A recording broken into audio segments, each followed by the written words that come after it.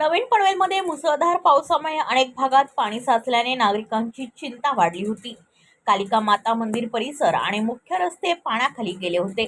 पण परिस्थितीचे गांभीर्य ओळखता स्थानिक नगरसेवकांनी तातडीने मैदानात उतरून दखल घेतली।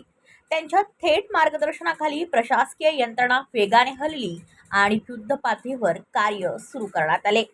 नगरसेवकांच्या तत्परतेमुळे ससाणे हॉस्पिटल समोर, Ganesh Visarjan Ghat, holding point, P6 Shantivan society आणि पांडू भेल कॉर्नर येथील दोन्ही पंप तातडीने सुरू करण्यात आले।